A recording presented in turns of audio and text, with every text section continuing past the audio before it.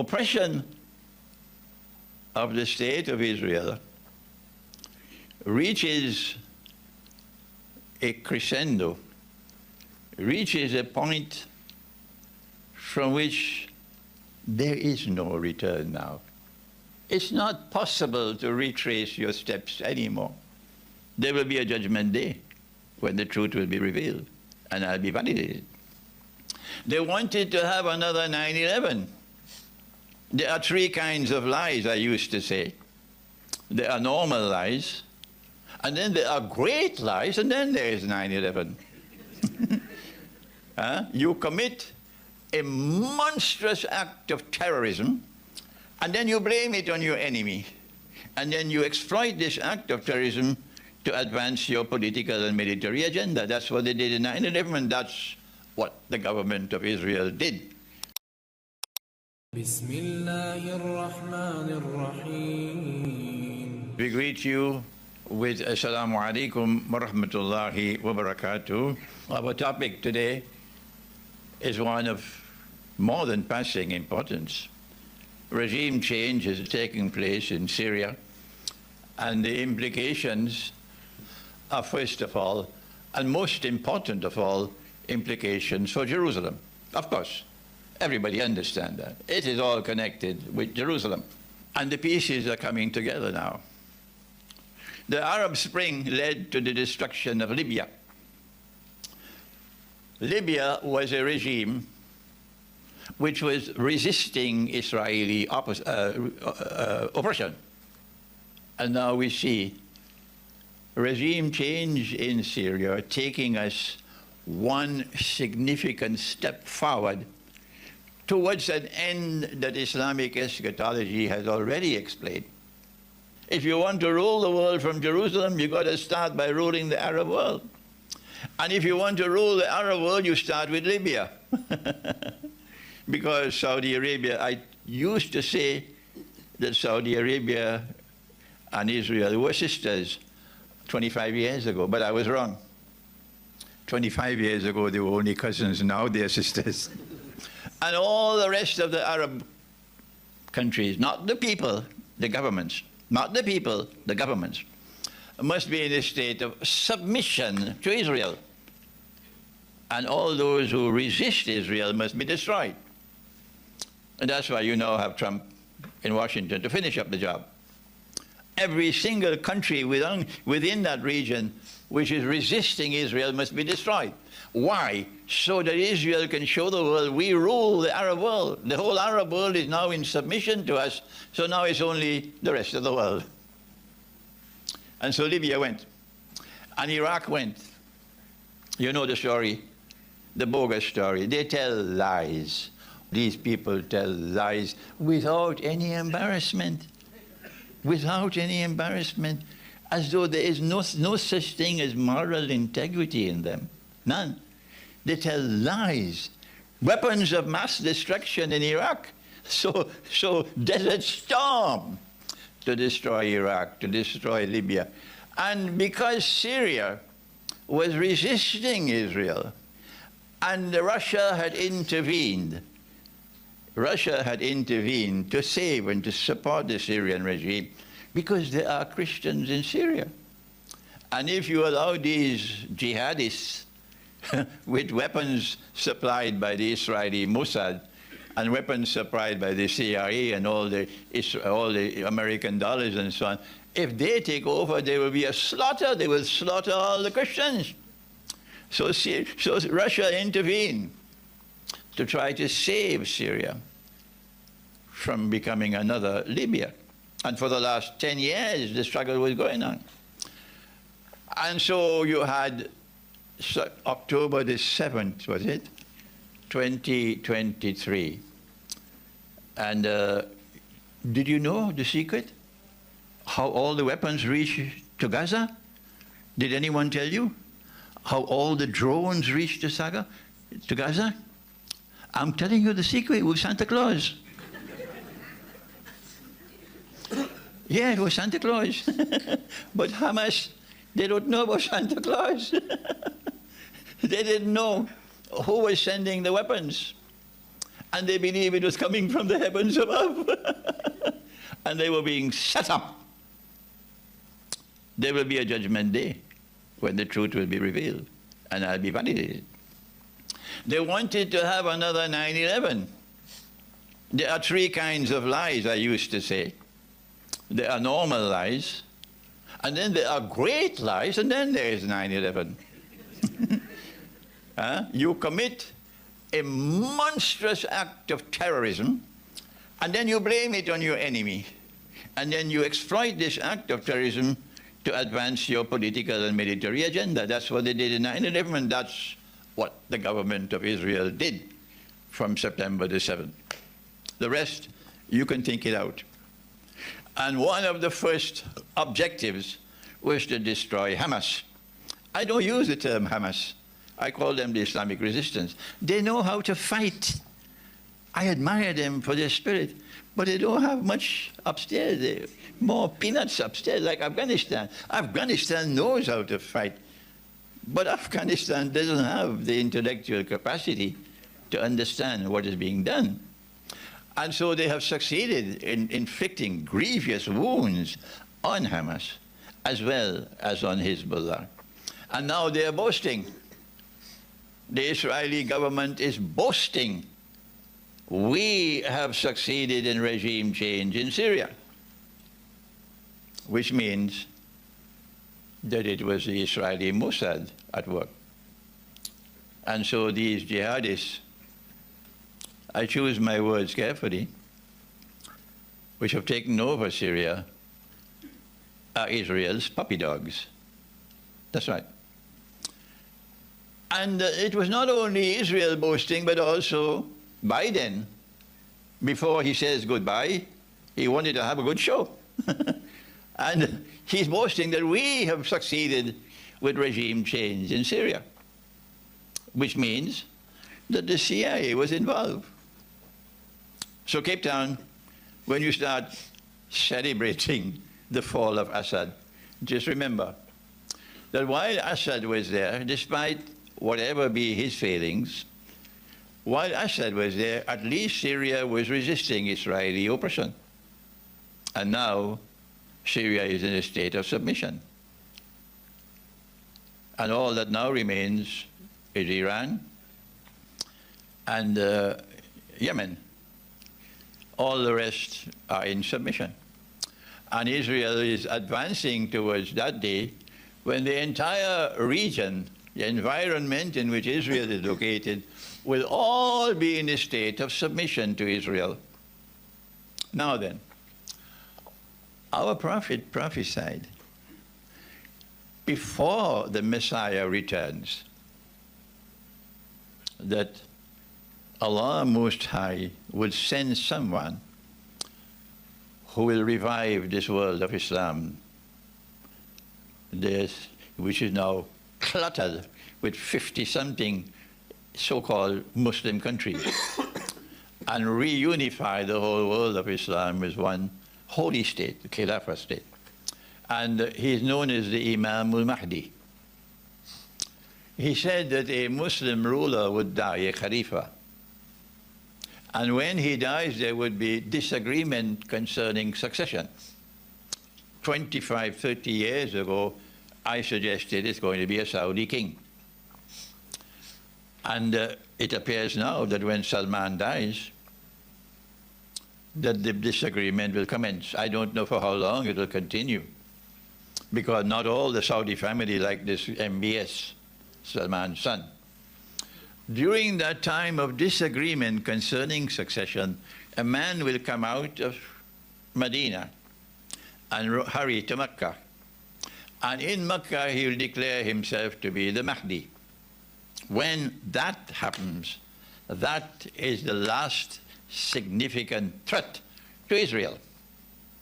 Because this man is going to restore the Khilafah state and unify the world of Islam.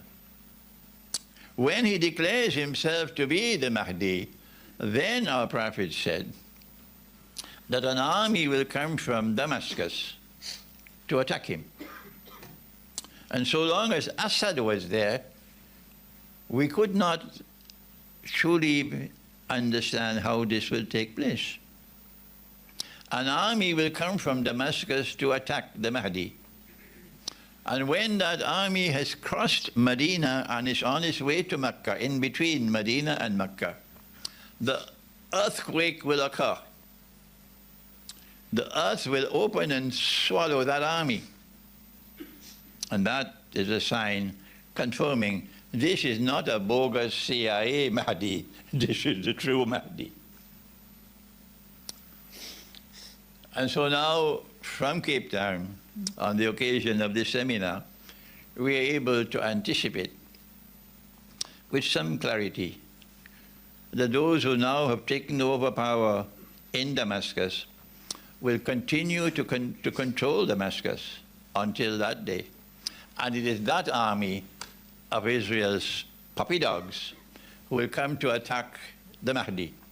And that army will be swallowed by the earth when it opens.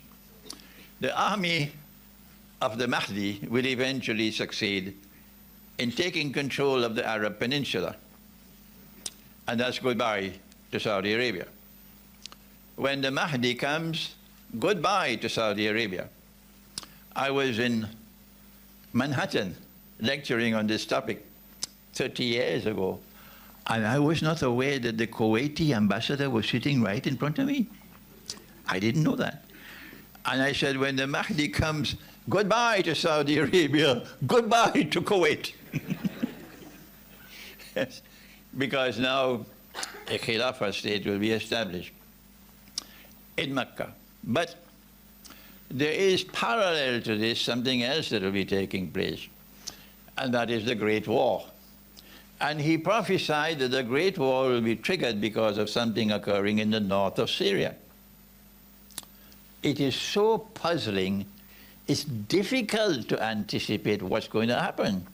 Because as Dr. Olsey has correctly explained just now, you have so many different forces at work.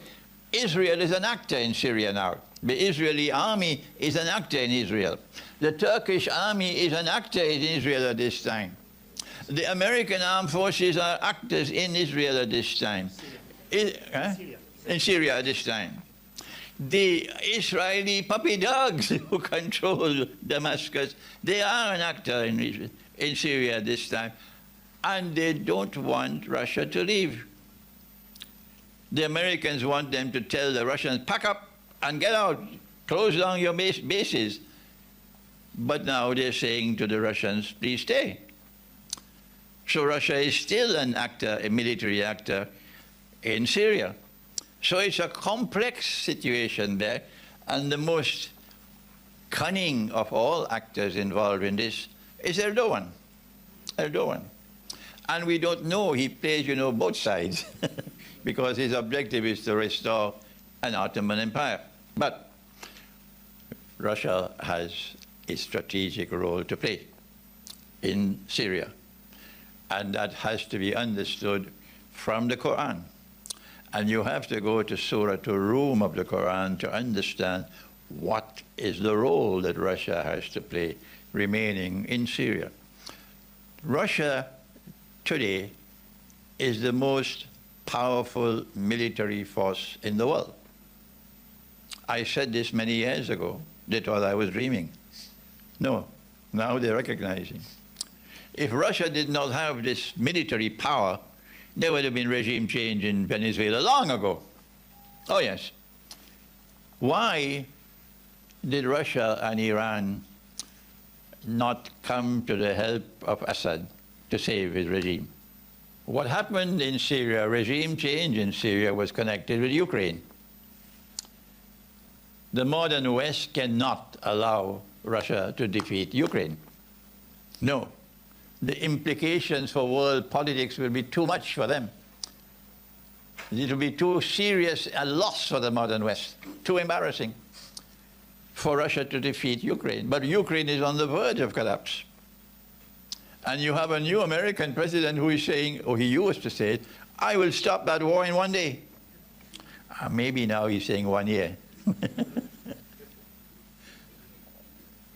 But it is now clear that the war in Ukraine cannot continue indefinitely. And so what to do? How to save us from this tremendous embarrassment? How can we get Ukraine off the hook?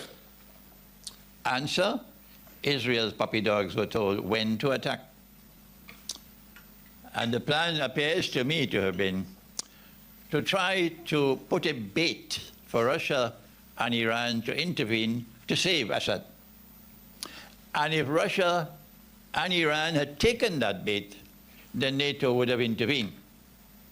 And then you would have had a big war. And Ukraine would have been saved. But Russia saw the plan. And Russia said, I'm not intervening. And Russia advised Iran not to intervene. Russia preferred to sacrifice Assad rather than to lose the opportunity of victory in Ukraine. And Trump was not at all happy about that, at all. Trump was very disappointed.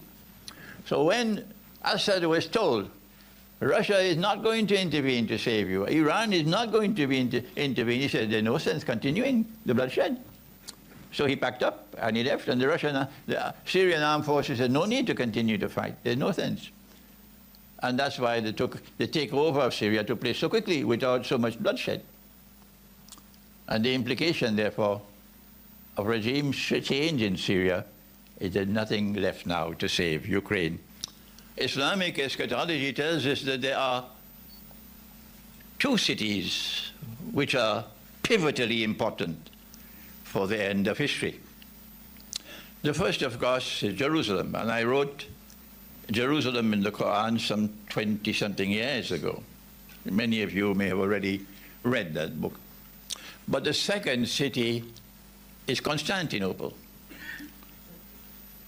And that's important because our prophet, Allah's blessings be upon him, prophesied that a Muslim army will conquer Constantinople. When I met with the Russian foreign minister, Sergei Lavrov, in Moscow last February, and I used the name Constantinople, he stopped me. He stopped me. He says, I am so happy that you're using the name Constantinople. A Muslim army will conquer Constantinople. And he praised the commander, and he praised the army. But I don't think Erdogan in Turkey, the Sultan Erdogan in Turkey is too comfortable about this prophecy.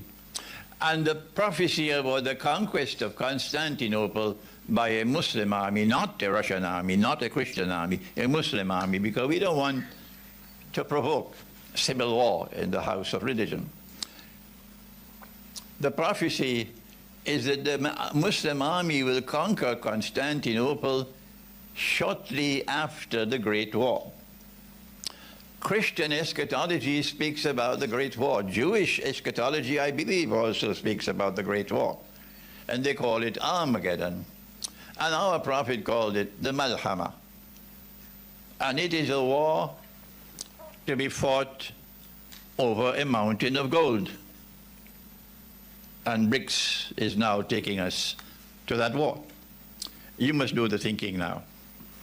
That war has not as yet taken place, but our prophet prophesied, as only a prophet of God could prophesy, that 99 out of every 100, it's a figure of speech, who fight for that mountain of gold would be killed. So this cannot be a conventional war. This has to be a war using weapons of mass destruction, like nuclear weapons or something else beyond that. And that war has not as yet taken place, but it's around the corner. It's around the corner. And perhaps the imminent collapse of Ukraine might provoke that war. And when that war takes place, then, he said, that the next event to occur would be the conquest of Constantinople by a Muslim army. And I have offered an interpretation, an explanation, And when I offer my view, of course, you must know, don't ever accept my view unless and until you are convinced that I am correct, because this is my respect for your intellectual independence. That we will conquer Constantinople for a number of reasons. One of them is that it was manifestly shameful, disgraceful, and sinful that a Christian cathedral, which had functioned as a Christian cathedral, one of the foremost in the world after Jerusalem, for 1,000 years, Hagia Sophia, should be converted to a masjid by the Ottoman Empire and then reconverted to a masjid by the Sultan Erdogan. I said it was shameful. I said it was disgraceful. I said it was manifestly sinful. Because in the Quran, listen carefully, the Lord God has given us an obligation to protect this synagogue, even if we have to fight to protect it. The church, the cathedral, are you listening to me? Or the propaganda against Islam on behalf of the Jewish state of Israel? The propaganda has been going on for so long, and Dr. Hosein is one of the foremost authorities to explain it and to reveal it and to preserve it. This is what the Quran says. Fight, even if you have to fight, to protect the synagogue, to protect the church, to protect the cathedral, to protect the masjid. Surah Al-Hajj. And because they changed the cathedral and converted it to a masjid, to the eternal shame and disgrace of this community of Muslims. That's why a Muslim army will have to conquer Constantinople, and no one can stop it. Don't try. Not even Donald Trump. And when we conquer Constantinople, we will return Hagia Sophia to those to whom it rightfully belongs. And when we return Hagia Sophia, then the friendship and the alliance between those who follow the true Messiah, Jesus, the son of Mary, Maryam, and those who follow Prophet Muhammad, Allah's blessing be upon them both, that friendship and alliance would be sealed. And when that friendship and alliance is sealed, then those who still reject Jesus as the Messiah will then reach the end of their road. There's nothing left for them. And this prophecy of Prophet Muhammad ﷺ is now approaching fulfillment, because events are unfolding in Syria, a jigsaw puzzle which is tremendously intricate, difficult to understand. The pieces are coming together. And Jerusalem is at the center stage. And Constantinople is also connected with Jerusalem in the end time as the two most important cities in the end time. But when I was in Moscow in February, and we had the meeting with the Russian foreign minister, and he was only talking about politics and economics and monetary economics, and we were a small group, about 15, and I interrupted to ask, can we talk about the Quran and Russia? Everything became silent, because the Russians are very, very serious when it comes to religion, and they were not always comfortable and happy with Islam. Well, no, because the Ottoman Empire waged, I don't know how many thousand wars against Russia.